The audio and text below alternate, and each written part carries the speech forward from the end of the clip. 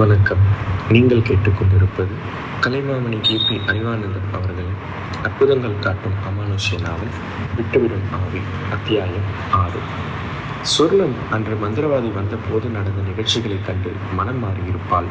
மிகவும் பயந்து போன அவள் இனி பொன்னிக்கு எந்த பிரச்சனையும் ஏற்படுத்த மாட்டாள் என்றுதான் ஊரார் நினைத்திருந்தார்கள். அதற்கேற்ப அவள் பயந்து போயிருந்தாள் என்பதிலும் எந்த சந்தேகமும் இல்லை.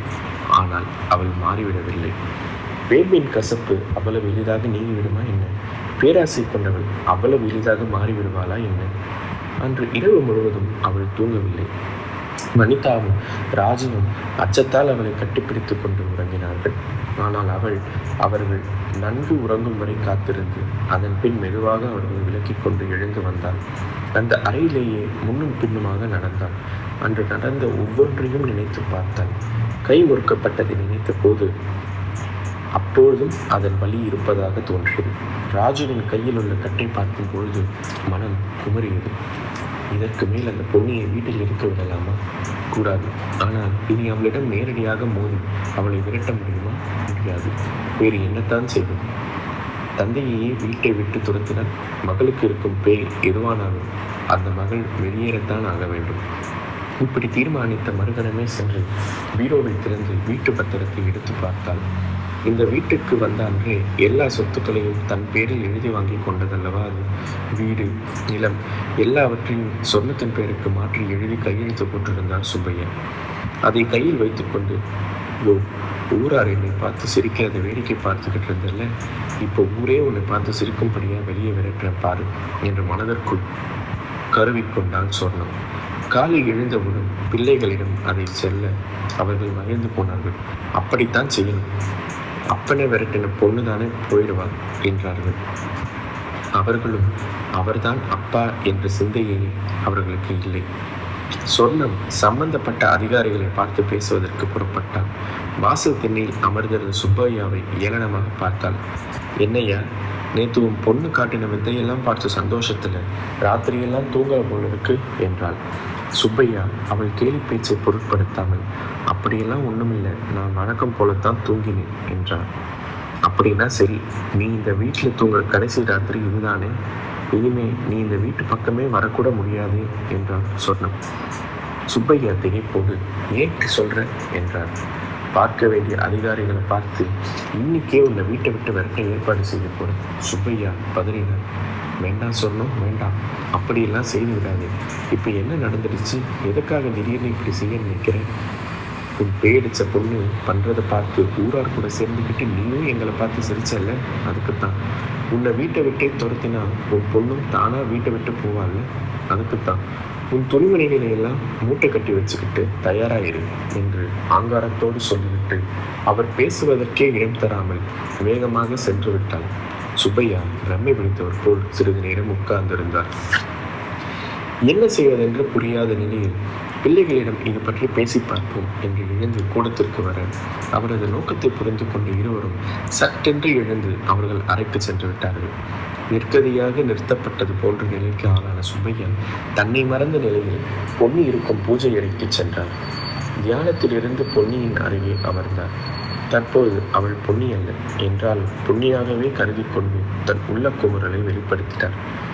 அம்மா பொன்னி, உன் அம்மாவும் நானும் பார்த்து பார்த்து கட்டின இந்த வீட்டிலிருந்து என்னை வெளியேற்ற திட்டம் போட்டிருக்கா உன் சித்தி. அன்னைக்கு நான் ஏதோ ஒரு வேகத்தில் அவசரப்பட்டு எழுதி கொடுத்த கையெழுத்து என் தலையெழுத்தையே இன்னைக்கு மாற்ற போகுது. உன்னை வளர்க்கறதுக்காகத்தான் அவளை கல்யாணம் பண்ணிக்கிட்டேன். ஆனால் அவள் வந்த அன்னைக்கு அவள் உன்னை கொடுமைப்படுத்த ஆரம்பிச்சிட்டாங்கிறது தெரிஞ்சிடுச்சு. அதை பற்றி கேட்டால், ஏண்டி உங்கள் அப்பங்கிட்ட சொன்னது இன்னும் கொடுமைப்படுத்துவாளேன்னு தான் கண்ணும் காணாமல் இருந்தேன். இப்போ என்னை விரட்டினா நீயும் போயிடுவேன்னு நினச்சி இப்படி பண்ணுறா. இருந்தாலும் என்னை சட்டப்படி நடவடிக்கை எடுத்து விரட்ட முடியும். உன்னை எப்படி செய்ய முடியும்னு அவளுக்கே தெரியும். அதுதான் இப்போ எனக்கு இருக்கிற ஒரே ஆறுதல். உன்னை பார்க்காம எப்படி எங்கே இருக்க போகிறேன்னு தெரியல. இருந்தாலும் நான் போய்த்தாமா தீரணும். போகிறேம்மா, போகிறேன் என்று பேசிக்கொண்டே வந்தவர் அதற்கு மேல் பேச முடியாமல் கதறி அழுது விட்டார். அப்போது அவர் தோளில் பொன்னியின் கரம் பதிந்தது. ஆச்சரியத்தோடு அவளை பார்க்க அவள் கண்களில் பரிவோடு அவளை பார்த்தது. கவலைப்படாதீங்க, அதிகாரிங்க வரட்டும், நீங்கள் கையெழுத்து போட்டு கொடுத்த பத்திரத்தை பார்க்கட்டும் என்றாள் பொன்னி. பதட்டமடைந்தார் சுப்பையா. நான் எல்லாத்தையும் சொர்ணம் பேருக்கு எழுதி கொடுத்துருக்கேனேம்மா. அதை பார்த்த பிறகும் அவங்க நம்மளை இந்த வீட்டில் இருக்க விட மாட்டாங்களே. யாரை இருக்க விட மாட்டாங்கிறத அவங்க வந்த பிறகு தீர்மானிக்கலாம். நீங்கள் எப்பவும் போல சகஜமாக இருங்க என்று சொன்ன பொன்னி மீண்டும் தன் கண்களை மூடி தியானத்தில் ஆழ்ந்து விட்டாள். சுப்பையாவுக்கு குழப்பம் இருந்ததென்றாலும் பதட்டம் நீங்கிவிட்டது. எழுந்து இயல்பாக நடந்து சென்று வாசலில் அமர்ந்தார். வெளியில் சென்று திரும்பிய சொர்ணம் தன் பிள்ளைகளை அழைத்து, அதிகாரிகள் 11 மணிக்கு வருவதாக சொல்லியிருக்கிறார்கள். பத்திரத்தை சோதித்து உறுதி செய்வதற்காக வருகிறார்கள். அதன் பின் வெளியேற வேண்டியவருக்கு ஒரு நாள் கெடு வைப்பார்கள். அதற்குள் அவர்கள் போய்விட வேண்டும். போகாவிட்டால் விரட்டப்படுவார்கள் என்பதையெல்லாம் சொல்லியிருந்தார். தாயிடமிருந்து பத்திரத்தை வாங்கி பார்த்து சொத்து முழுவதும் தாயின் பேரில் இருப்பதை உறுதிப்படுத்தி கொண்டு மகிழ்ந்தார்கள் அந்த பிள்ளைகள். சரியாக 11 மணிக்கு சுப்பையா வீட்டு வாசலில் ஒரு ஜீப் வந்து நின்றதையும் அதில் இருந்து சில அதிகாரிகள் இறங்கி அவர் வீட்டுக்குள் செல்வதையும் கண்டவர்கள் இன்று என்ன பிரச்சனையோ தெரியவில்லையே என்று சங்கடப்பட்டார்கள். வந்த அதிகாரிகளில் பிரதானமானவரான சோமசுந்தரம் பஞ்சாயத்து தலைவர் என்ற முறையில் சுப்பையாவை அறிந்தவர். அவரை கண்டது, சுப்பையா, எனக்கு என்ன பேசுறதுனே தெரியல, நாங்கள் எங்கள் கடமையை செய்ய வேண்டியிருக்கு என்றார். சுப்பையா இயல்பாக, அதில் நான் குறுக்கிடவே மாட்டேன், உள்ளே வாங்க என்று சொல்லி அழைத்து சென்றார். வாங்க வாங்க என்று வரவேற்று உபசரித்த சொர்ணத்திடம் சம்பிரதாய வார்த்தைகள் எதுவும் பேசாமல் பத்திரத்தை கொடுங்க, அதை பார்த்த பிறகுதான் மற்ற விஷயத்தெல்லாம் பேச முடியும் என்றார் சோமசுந்தரம். அதற்காகவே காத்திருந்த சொர்ணம் உடனே அதை கொண்டு வந்து கொடுத்தாள். அதை படித்து பார்த்த சோமசுந்தரம் குழப்பமடைந்தார். அருகில் இருந்த மற்ற 2 அதிகாரிகளிடமும் காண்பித்து அவர்களும் பார்த்து அவர் புரிந்து கொண்டது சரிதான் என்பது போல் தலையசைத்தார்கள். சோமசுந்தரம் கோபத்தோடு எழுந்து நின்றார். ஏம்மா, என்ன நினைச்சிட்டு எங்களை வர சொன்னீங்க? எங்களுக்கெல்லாம் வேற வேலை எதுவும் இல்லைன்னு நினைச்சீங்களா என்றார்.